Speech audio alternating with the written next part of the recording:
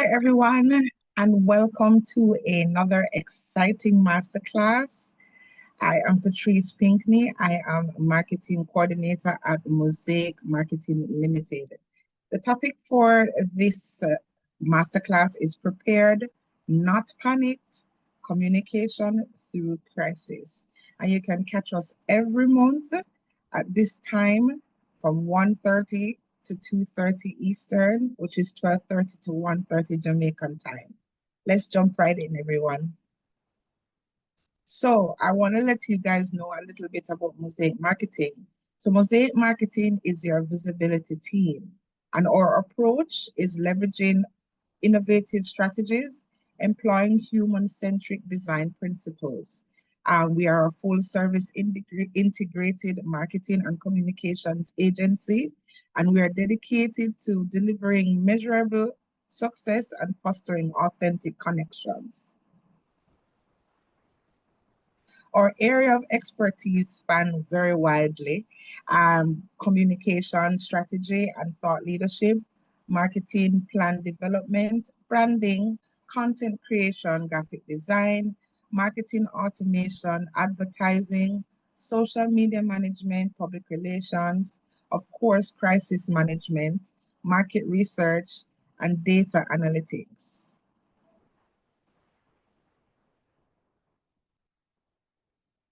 Our team, yet small, is very magnanimous, with, of course, our head, our CEO, Ann Marie Sorrell, President and CEO, Mary Raburn, Shireen Thorpe, Georges Etienne, Angela Perry, Ayana Morgan, me, Patrice Pinkney, and Frank Edward. Why partner with Mosaic Marketing? Well, we are committed. We enjoy to collaborate with you on your, and work seamlessly with your team. We're results driven. We have a global reach. We like to color outside the lines. And of course, we like reaching people, cultural intelligence. So our parent company, the Mosaic Group, has been 20 years and growing with 15 employees. Our reach is engaged over 1 million constituents through our grassroots community engagement efforts. An extensive integrated communication experience is what you will have, where we have proven success with thought leadership and execution of integrated communication strategy and planning. Our corporate headquarters is in West Palm Beach, Florida. And of course, our second headquarters is in Kingston, Jamaica. We have 500 plus projects under our belt with, of course, 50,000 to 3 billion from corporations, governments, agencies, and nonprofit organizations. So while we jump right into prepared, not panic, communication through crisis, I'd like to introduce you to our CEO. So our masterclass presenter is Ms. Ann Marie Sorrell. She's a Jamaican-born marketing strategist, award-winning business leader, and president and CEO of Mosaic Marketing Limited and its U.S. parent company, the Mosaic Group. With decades of experience in marketing, advertising, public relations, branding, and strategic communications, she is recognized as a trusted advisor to brands, corporations, and organizations navigating multinational and multi-generational markets. Exciting. A dynamic public speaker, author, and global influencer, Ann Marie is widely respected for her expertise in marketing strategy, creative direction, communications planning, brand positioning, entrepreneurship, and transformational leadership. Her impact in marketing and communications industry has earned numerous prestigious honors, including 2025 ICAVA Salutes Women of Impact Award and recognition on the 2024 South Florida Business Journal, Power Leaders 250 list. She was also named a 2023 Ultimate CEO, yes, Ultimate CEO honoree, and a 2021 Influential Businesswoman by the South Florida Business Journal. Beyond her corporate leadership, Ann Marie has also contributed to shaping future professionals as an adjunct professor at Palm Beach State College, where she taught marketing, entrepreneurship, and small business management, further solidifying her role as a leader, influencing the generation of marketing and business professionals. Ladies and gentlemen, welcome Ms. Ann Marie Sorrell. Thank you so much, Patrice, for You're that welcome. wonderful introduction and overview of our companies. And thank you for everyone who has joined. We look forward to the information that's going to be covered here today. And so I'm just going to dive right into our masterclass objectives. And the first objective is communicating the crisis communication framework, which is equipping your organization with the tools and structure for effective crisis management.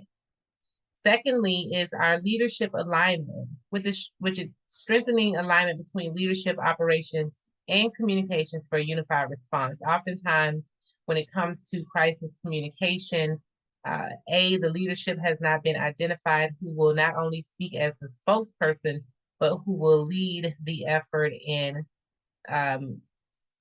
cleaning up the crisis, so to speak, or those who will be, responsible for ensuring that everyone is notified and that trust is intact as we work through the crisis.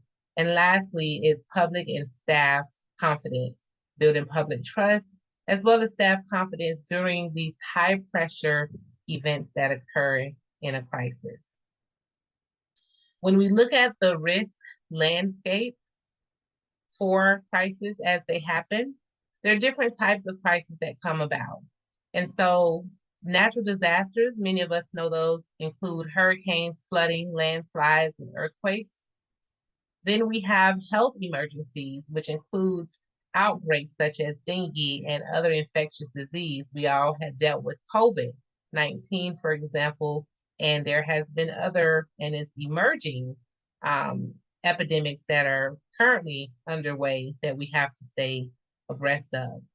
Cyber attacks and cyber threats encompasses data breaches and ransomware attacks that often come from sometimes just clicking a link in an email that seems harmless, but now you have an entire cyber threat on your hands.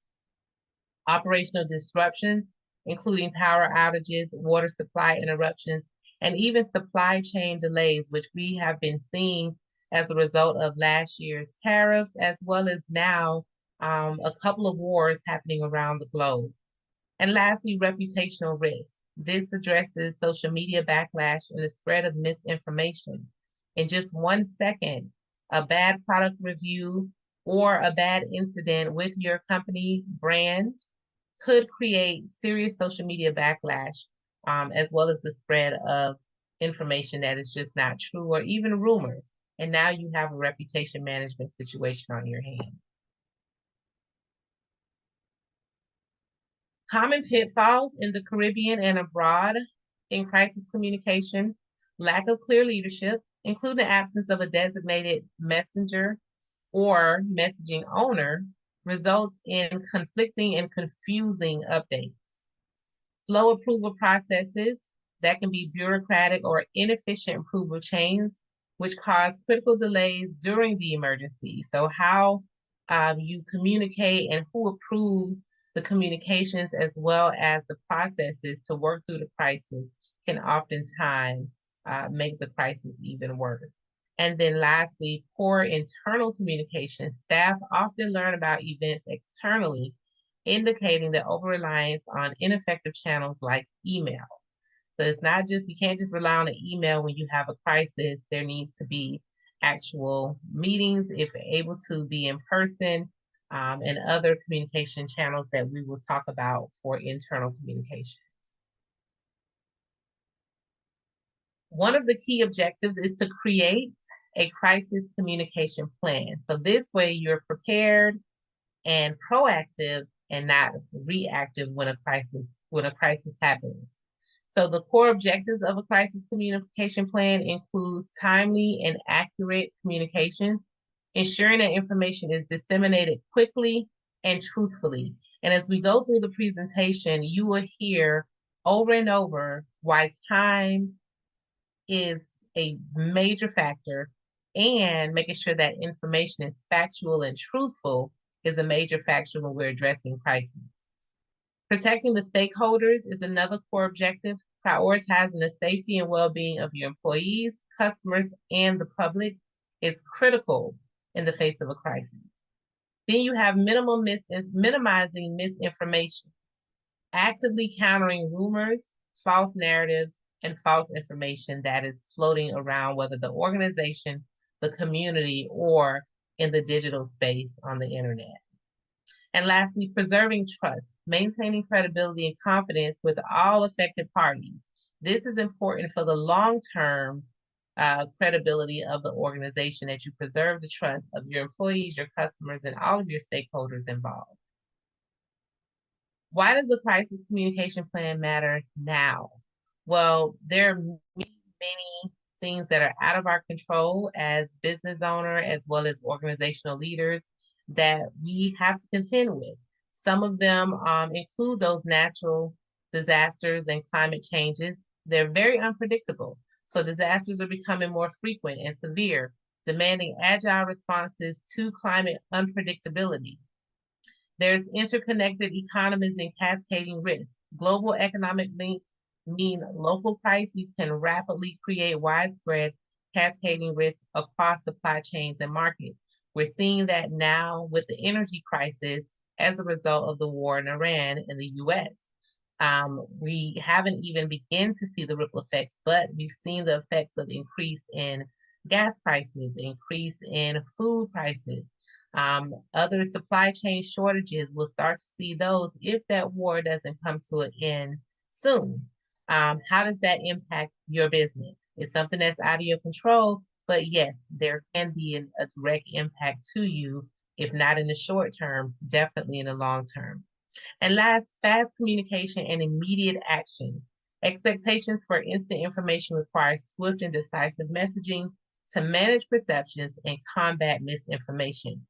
No longer are the days where people just wait to hear it on the news in the evening or late night or early morning, or to see it printed in the newspaper. We are in a digital society where everything happens in an instant, and someone can make one post that goes viral within minutes or even hours. And next thing you know, you have a true disaster on your hands to deal with. These converging factors create an unprecedented need for proactive, and the key word there is proactive, crisis preparedness and communication. Let's take a moment to look at governance. This is where you hear the phrase, the buck stops here. So we look at governance. The first thing we want to do is look at your executive readiness assessment. So I want you to think about your organization and think about if you are in any of these spaces, either A, B, C, or D. So let's take an example. We are right on the cusp of hurricane season, which is starting in just a few days, June 1st. Imagine a hurricane warning is issued tonight. Select your organization's readiness level. Are you A, fully prepared, meaning that you have a named leader who is going to be your spokesperson, who is going to be brief, who has all the messaging points and is ready to go to talk to the employees, stakeholders, and media? Do you have the necessary templates created in your organization, meaning that you have all the communication templates ready to go and just copy in the information that you need and disseminate them on the appropriate channels? And do you have an SMS or a text message system ready to go for your employees, stakeholders, and customers? So that's fully prepared. Or are you B, somewhat prepared? A plan exists, but it's never been tested because maybe you've never experienced any type of emergency or crises in your organization. Are you C, you have minimal preparation, ad hoc response, you have some things around, you have some communication channels, you may be able to pull together a response fairly, quickly or in a reasonable amount of time, but you're doing it on the wing. You're just winging it, right? Or D, you have no formal response process, no infrastructure, no way of understanding what you need to do in the face of a crisis.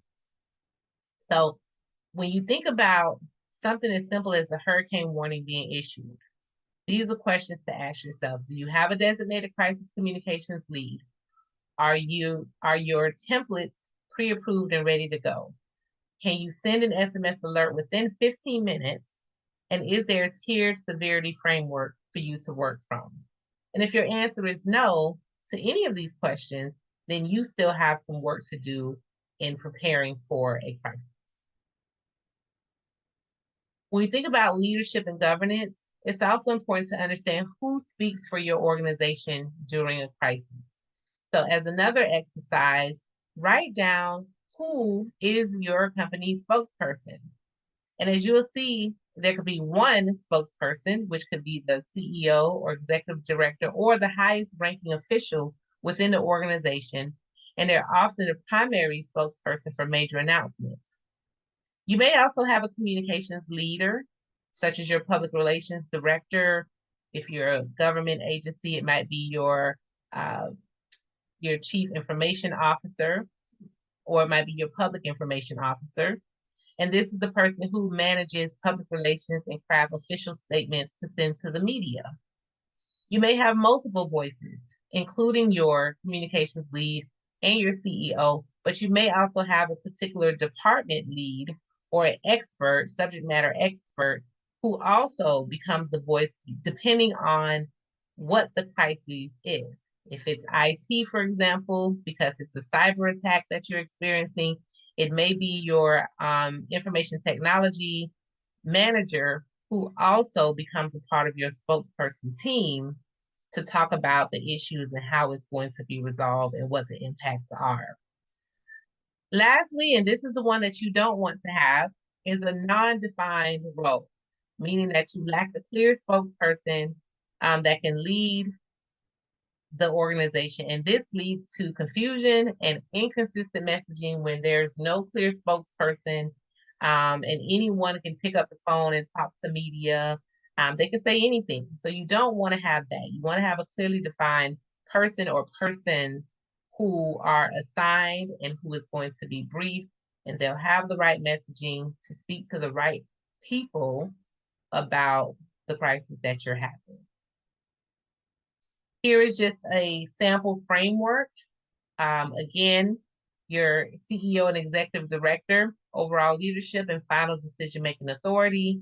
You have your disaster communications lead, which can be your public relations or public information officer. And they oversee all the external communications with the public and with the media. Then you have your specialty areas, your department leads, operations, who manages operational responses and resource deployment from the company. You have your legal and compliance team, which ensure you adhere to legal requirements and regulations, especially if you're in a regulated industry. You want to make sure legal is involved. You want to make sure legal is involved at any rate, because you want to make sure you're doing all the right things above board and you're not breaking any laws, rules, or compliance issues. But definitely when you're in a regulated industry, this is even more important. HR and human resources, employee communication, super, super important. They handle the employees' welfare and internal communication. So number one, are employees safe? Are their well-being taken care of? And then what type of communications are you communicating to them? And then also making sure that whatever they communicate out to the public, because they have families, they have friends that they're going to share information with, you want to make sure the information they're sharing is also accurate, so there's no misinformation leaving the organization at any level. And then lastly, of course, IT, who manages your technology infrastructure and systems. They will make sure that you have all the communication channels from a digital standpoint and technology standpoint to communicate internally and externally. And we'll talk about some of those platforms shortly. So communication strategy. There are 5 areas that you must remember that are critical in your crisis communication plan and your crisis communication strategy. The first thing is acknowledgement, acknowledging and recognizing the situation and its impact. Sometimes a crisis comes up or there's an emergency within your company and you just say, oh, it's not that serious. We'll be fine.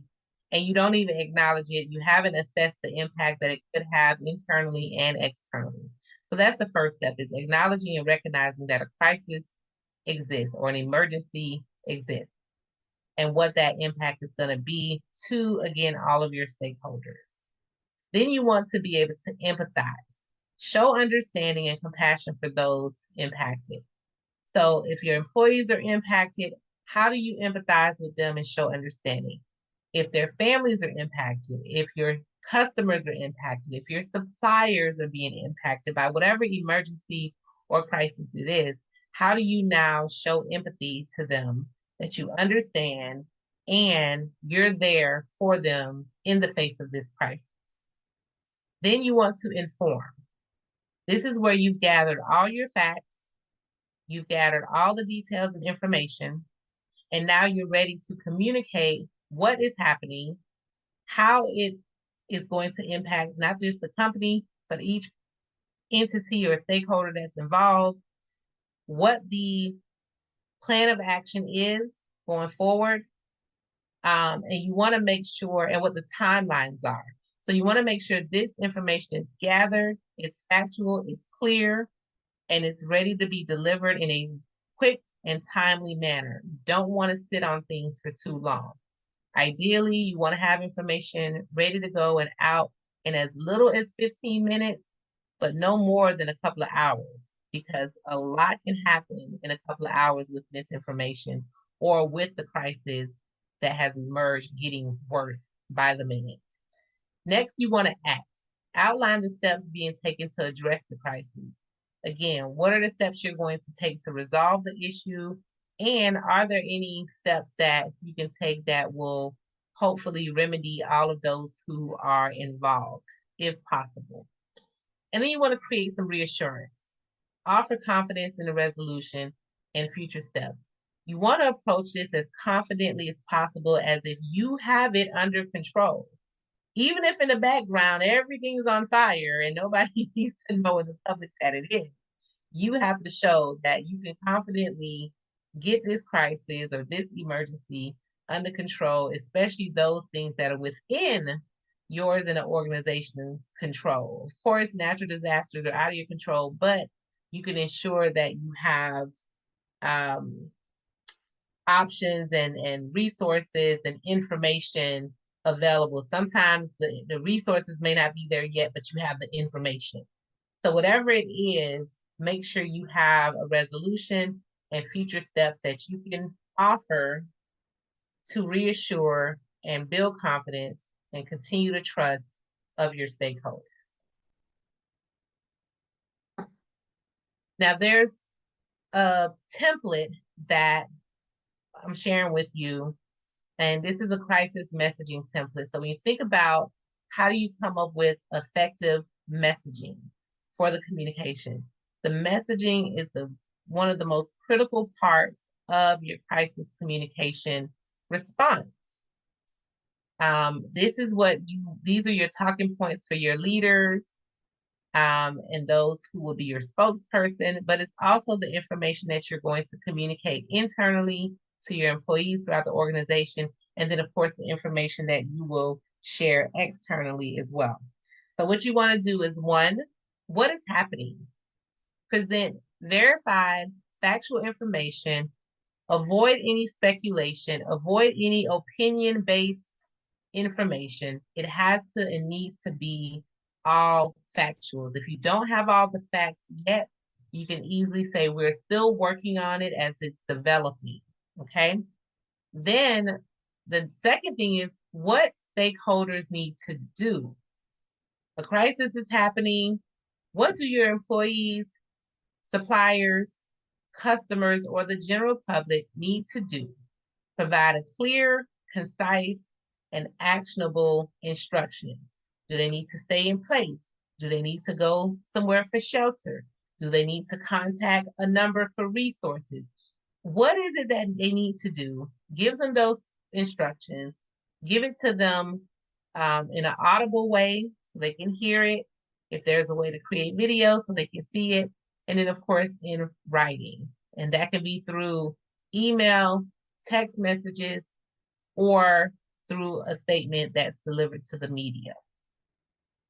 Next is what the organization is doing. Outline the steps your organization is taking to address the situation. And then lastly, when the next update will be provided.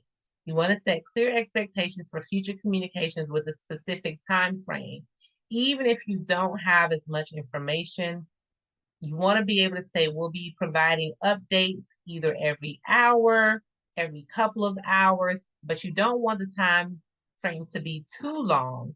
So I wouldn't say within 24 or 48 hours because so much can happen within that timeline. And you want to keep the lines of communication open and fluid as much as possible. Communication channels and cadence. With communication channels for internal communications, we recommend email. We recommend WhatsApp broadcast. So if you don't already have a WhatsApp group for your business or organization, it's a great time to start one. Your intranet. So this is your internal internet and your internal system to communicate. And then one of the fastest ways is through SMS and text message alerts. For external communication, these are for your customers, suppliers, and the general public. Website updates, critical, making sure everything's on your website. Social media, people go there now first, even before your website. So your social media needs to be updated. And of course, press and media statements, creating and crafting a statement, sending it out to the media so they know how to clearly communicate what is happening on your behalf. And they're communicating your message.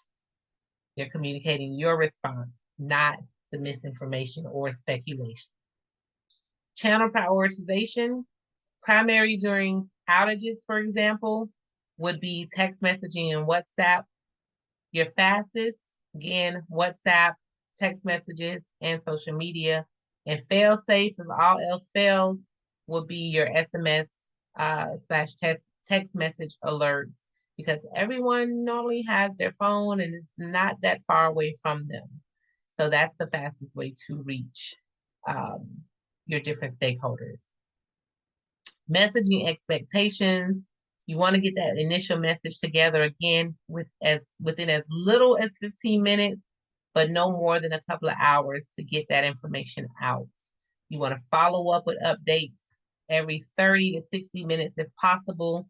Again, no more than a couple of hours between updates. And you want to provide ongoing updates, even if there's no new information. It creates stabilization. It creates that you're being transparent, that you are understanding, that you are wanting to make sure that no one is misinformed or that they don't feel like they're being reached or communicated to. So those ongoing updates are super important. Do's and don'ts of crisis communication. So I'll go through the do's first. What you do want to do is prepare in advance. Develop a plan, identify spokespeople, and create your pre-approved templates. This is important. This is allowing you to be proactive. Pre-approved templates, may say, what are those? So pre-approved templates include a draft template that would go out to media with your information, a space for whatever the crisis is for that statement, and then of course, contact information. It could be a social media template that you create in the event that something comes up and you need to communicate to the public. It can be a text message or SMS communication template. Now you can just pop in the information and it's ready to go. It could be a WhatsApp broadcast template, messaging template that you create. So think of all the platforms that you have to put information on, email marketing. You create those templates in advance. So when something happens, contact information is already there. Basic information about the company or organization is already there. And then all you have to do is add in what has taken place And you can even structure it like a who, what, when, where, why, or whatever themes or headings you want to put in it. So that way, again, it's a template. You just pop that information in and it's ready to go. You want to act quickly, acknowledge the situation immediately, communicate with empathy and transparency, focus on verified facts. Can't state that enough. Designate a clear lead, have a designated spokesperson for crisis communications, provide regular, consistent updates, and keeping all your stakeholders informed. Monitor reactions. You can monitor social media and news for misinformation and public statements. So this way, you can respond with the facts. Only respond with the facts. Don't respond with emotion. Don't respond with opinions. Only facts. Coordinate messages. Ensure alignment across all departments and channels. And learn and update. Learn from each crisis and update your plan accordingly. What you don't want to do is wait until a crisis hits to start planning. It's kind of too late then. You can make it happen, but if you have a plan in place, then you're prepared and you're ready to respond. You don't want to delay your response or go silent. Some people think, oh, it'll just go away. Nothing will happen. Just leave it alone. Let it fade out. And yes, sometimes, that may happen. It may fade out. It may go away, but you can't rest on that.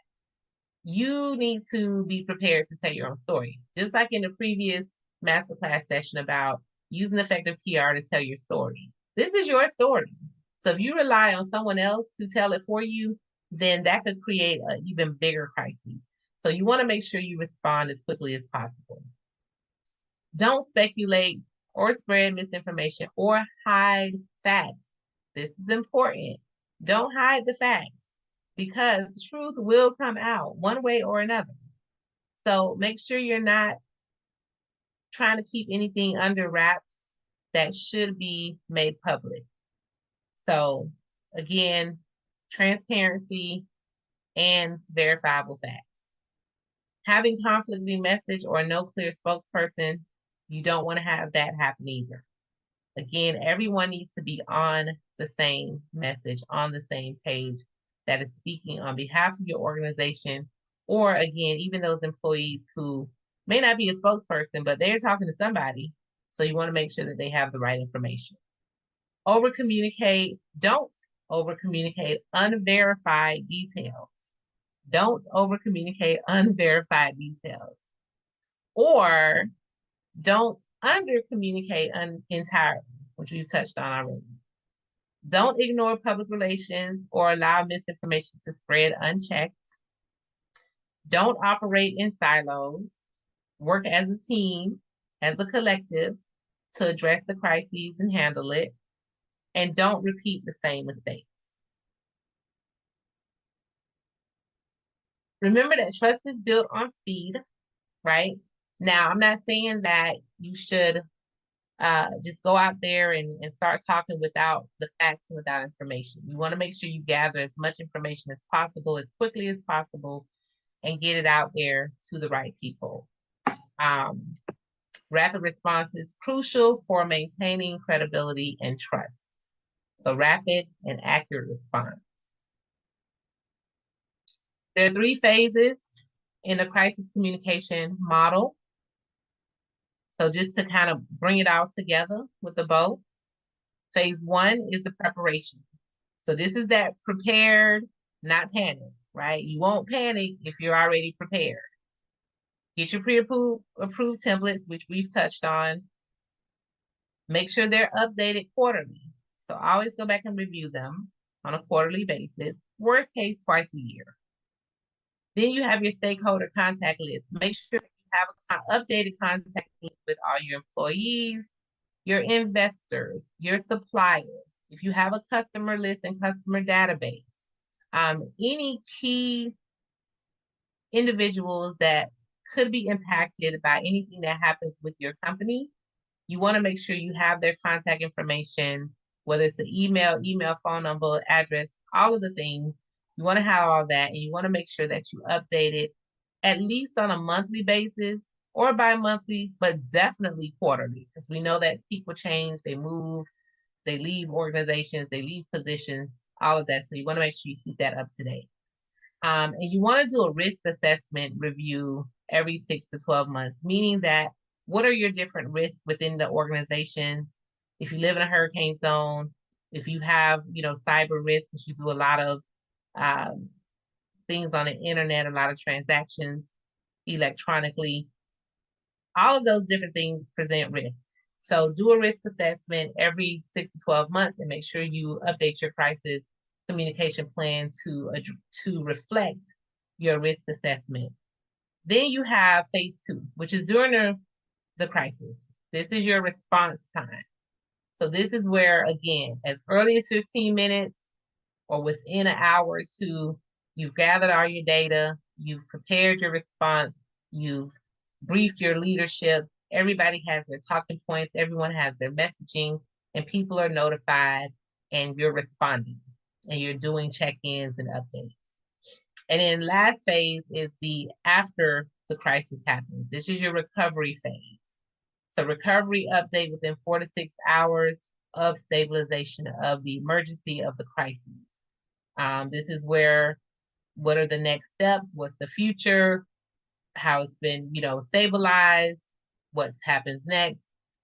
Lessons learned, and put together a report. After you've gone through a crisis or an emergency, put together a report within the 7 to 14 business days following the crisis. This is going to give you an opportunity to really go back to your plan, look at it, see if you need to adjust it, but also it keeps a record of how you handled said crisis so that in the future, the organization has a record. If leadership changes, if stakeholders change, there's a record of how something like this was handled before, and now they can go back and look at it and see what to do if that crisis or a similar one occurs again. Now, when you think about your stakeholders, these are the groups and these are the things that you should think about when it comes to their communication priorities. Employees, you want to focus on safety, what their roles are, and of course, most importantly, their well-being. Are they okay? Will they be okay? How will this impact them short-term and long-term? Your customers, you want to ensure that there's service continuity. There's nothing like you're working with a company and service is interrupted. For example, your cell phone service might be interrupted. How does the cell phone company address that to the public and to their customers who have service with them? And how quickly do they get that information to their customers and provide a reassurance that it's being taken care of and that support is available for them? So that's just one example, but your customers, they need to know that you have them in mind and that service will continue and it won't just end abruptly because you have an emergency. And if it is paused, they need to know when it will be back ready for them. So provide reassurance and then again, offer support, whatever that support is, technical support, probably can't be financial support, but whatever support you can come up with to offer your customers, you want to be able to do that. Regulators and government maintain compliance with laws and reporting requirements. So again, especially if you're in a regulated industry, you want to make sure you are staying in compliance. Media, provide verified updates, timely information, and access to your spokespersons to media. Media can be your friend and media can be your foe. So you want to make sure that whatever information you provide to the media is factual, verifiable, and timely, and that the people that they're speaking to is on message. And then last are your suppliers and the communities, the public that is impacted. You want to coordinate your efforts, assess impact, and respond collaboratively. So again, how does this impact them? What are you planning to do? And how you plan to respond, how quickly, etc. So those are your stakeholder priorities and how you should think of them and communicate with them in the face of a crisis. Just a couple of quick case studies.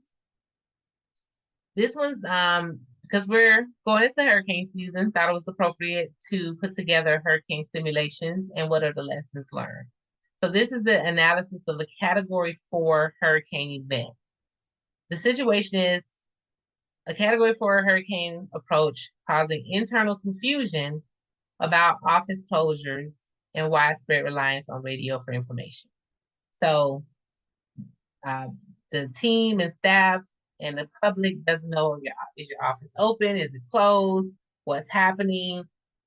You know, where else can we get information from other than the radio? Key communication breakdown included the absence of a designated communications lead, meaning no designated spokesperson, delayed alerts via WhatsApp and text messages. So either there were no alerts or the alerts came in really late, and then conflicting information across social media. Maybe there's multiple people posting on your social media channels. They're not posting the right information. The information didn't come to them timely. Whatever that may be, just didn't happen. So some recommendations, leadership recommendations to start: improve future responses. Again, establish those pre-approved closure templates, right? In the event of an emergency, we will be closed at this time, and this is the closing processes and procedures. And this is what we'll be posting on these platforms. Designated single spokesperson that will break down the lack of communication as well as misinformation and miscommunication by just having a single spokesperson that's been briefed. And initiate pre-landfall messaging. So before a hurricane makes landfall, what type of messaging do you want to provide to your employees as well as any other stakeholders? Proactive communication strategy: activating your SMS and WhatsApp broadcasts early, prioritizing internal communication channels, and maintaining consistent updates in intervals. For example, every 6 hours. So again, can't reinforce enough, making sure you have pre-approved communication templates, clarifying your spokesperson, initiating early and consistent messaging, and making sure your internal and external communication channels are up to date and has the right information on it during emergency. And in second case study, this is more on a social media backlash situation. So this is where there was a passenger incident that became a global viral sensation, sparking widespread outrage. So the company's initial response to this situation was to become defensive, which amplified public anger. So can you imagine being on a plane, something happens, and now the airline responds in a negative way to the victim, and now it becomes viral. And instead of the airline taking an approach that's empathetic to the victim, its passengers, and the public, it goes on a defense to defend their stance. And now there's this public cry to boycott them. So of course, they will then issue an apology, change some different policies, and hope that it goes away. In some cases, it's too late, the damage is done. Those who may have been loyal to that brand will now say, I'll just fly with another airline. I'm no longer going to fly with that airline. So now there's disruption in brand loyalty, disruption in sales, and so on and so forth. So how you respond to a social media backlash is critical. Those same rules that we discussed before apply as well. So for leadership, it's important to prioritize empathy and humility in initial responses.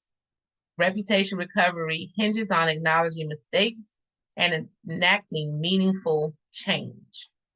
So acknowledge those 5 things, right? Make sure you acknowledge it, come up with your response, act, and ensure and reassure and build confidence and trust back into the public. Okay, So next steps. Now, for anyone who is tuned in, Mosaic Marketing can assist you in developing these if you don't have this already within your company or organization. So the first thing is your crisis preparedness assessment. You want to be able to evaluate your current crisis readiness and identify areas for improvement. So if you already have a crisis communication plan, you may want to take a look at it, assess it, and make sure it's up to date, make sure it's ready to go. If not, you can book a crisis preparedness assessment with us, and we can work with you to evaluate your readiness and areas for improvement. Second, we can also create a executive leadership simulation. So this is where we can conduct a realistic simulation to test your leadership response and decision-making under pressure of various types of crises. We can also help you if you have leadership members or communication personnel who have not been trained in media or crisis response. We can also train your personnel in crisis response and media training. And then lastly, we can help you develop your crisis communication playbook. This is where we can help you create a comprehensive guide for effective communication during a crisis. So you may say, oh my God, all of this sounds really good, but I don't have the time or bandwidth or capacity to pull all this together. That's where Mosaic Marketing can help you pull together your crisis communication playbook.